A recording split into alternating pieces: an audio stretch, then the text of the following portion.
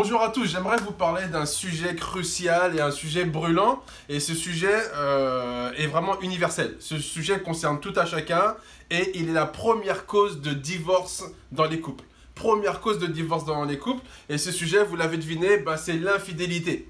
Alors l'infidélité, aujourd'hui on ne peut pas, ça sert à rien de faire la langue de bois, de faire comme si le sujet n'existe pas ou c'est un sujet voilà, pour des gens qui sont à part ou pour des gens qui sont hyper vicieux ou quoi que ce soit. Non, l'infidélité, elle est là, elle est dans le monde, elle est bien réelle.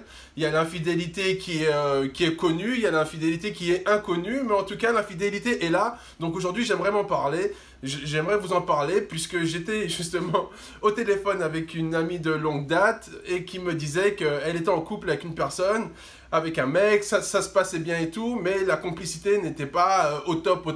Et donc du coup, elle a commencé à fréquenter un collègue de travail, la complicité s'est accrue et donc du coup, elle a couché avec son collègue de travail, elle a commencé à sortir voilà, avec son collègue de travail et sa relation, bien sûr, la première relation s'est émiettée, s'est effritée. Et donc, ils se sont séparés. Elle a dit à son premier compagnon qu'elle l'a trompé, etc. Et donc, bon, voilà, il a été en colère, etc.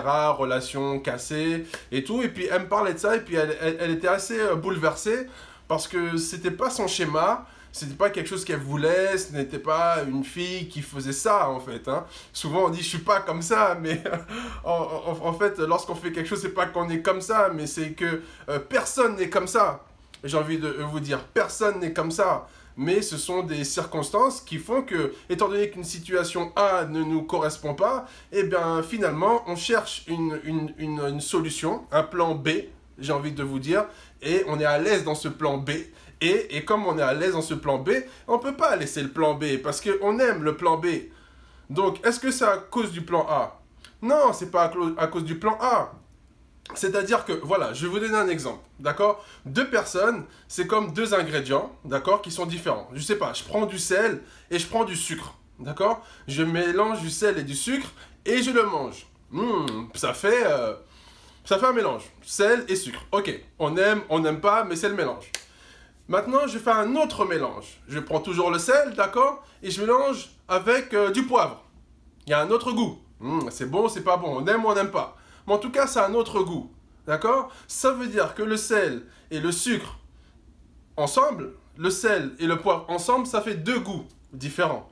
Ça fait que, effectivement, ce n'est ni de la faute du sel, ni de la faute du sucre, ni de la faute du poivre que la combinaison est bonne ou pas bonne, que je l'aime ou ne l'aime pas, c'est-à-dire que la composition est différente, et donc en fonction de la personne avec qui je suis, certaines personnes font ressortir le meilleur de moi-même, font ressortir la meilleure vibration de moi-même, font ressortir effectivement des choses positives, et d'autres, au contact d'autres personnes, je peux me sentir écrasé, je peux me sentir affaibli, je peux me sentir amoindri, je peux sentir que ma puissance n'est pas là en fait. Donc ce n'est pas de la faute de l'autre, c'est juste que la combinaison des deux personnes n'est peut-être pas idéale. Donc le conseil que j'ai envie de vous donner aujourd'hui, parce qu'il y a beaucoup à dire sur l'infidélité, et la prochaine fois, on verra quelle est la différence entre l'infidélité chez l'homme et l'infidélité chez la femme. Ce qu'on peut déjà dire, est-ce que je peux déjà vous dire par rapport à l'infidélité, c'est que ce n'est pas forcément de la faute de l'un ou de la faute de l'autre. C'est juste que la combinaison de ces deux personnes n'est pas optimale pour vous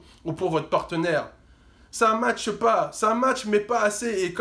Et comme la nature horreur du vide, lorsqu'il nous manque du bonheur, lorsqu'il nous manque de la joie, lorsqu'il nous manque quelque chose, on va combler ce vide.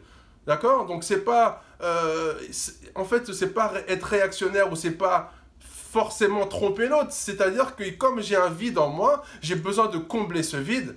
Et donc, je vais vers un plan B qui me permet d'être plus épanoui, tout simplement. Donc l'infidélité, c'est ça. Alors, c'est peut-être pas vrai à 100% des cas, mais à 99% des cas, c'est ça en fait. C'est ça. On n'est pas à l'aise dans une situation et on va en chercher une autre, tout simplement. Donc, voilà.